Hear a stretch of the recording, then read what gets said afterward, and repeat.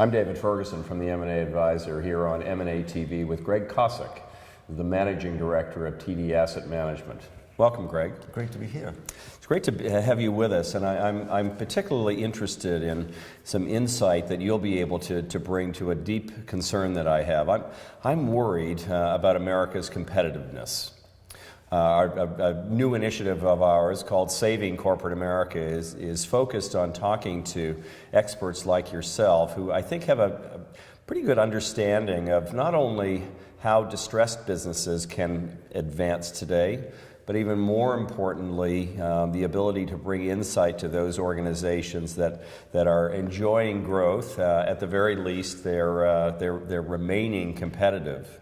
That's right, and I think that you hit the nail on the head, because you basically want to make the performing businesses aware of what could happen to them if they don't invest in the company, if they don't invest in people, if they make whatever the mistake they may be making.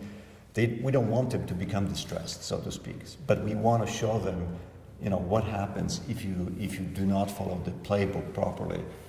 If you go into distress, what sort of damage does it do, not only to the business, to the stakeholders, but the communities in which you operate. So clearly, I think a lot of us, we are all in different parts of this business. I'm in investment management, so we buy bonds that may be somewhat distressed or high yield.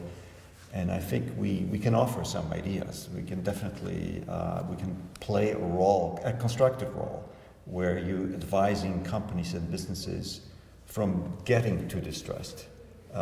Once you're in distress, you're obviously trying to work out of that situation and make the best of it, restructure and move on. But I think the best would be not to get in distress in the first place. So you I think, are keenly aware of the geopolitics of trade and investment. Now we're actually beginning to see, we're entering what I would refer to as an era of selective globalization. Globalization, reglobalization, deglobalization, reglobalization again, and now particularly with the Western powers, and certainly the sparring between Canada and the United States is good fodder for news headlines. But what's your outlook on how American corporations are going to be impacted by these challenging times between our governments? I think that some of the rhetoric we are hearing is not helpful for businesses, obviously, because clearly if you're sourcing raw materials from one part of the world and suddenly the cost of that input has gone up 25%, you scramble as a business owner here in the States, you scramble to find some way to deal with that.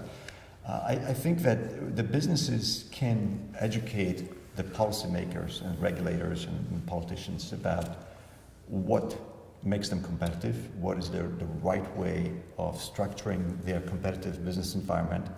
If there is a way that business can get some help, and I think that most American businesses are not asking for handouts or help or subsidies or anything like that.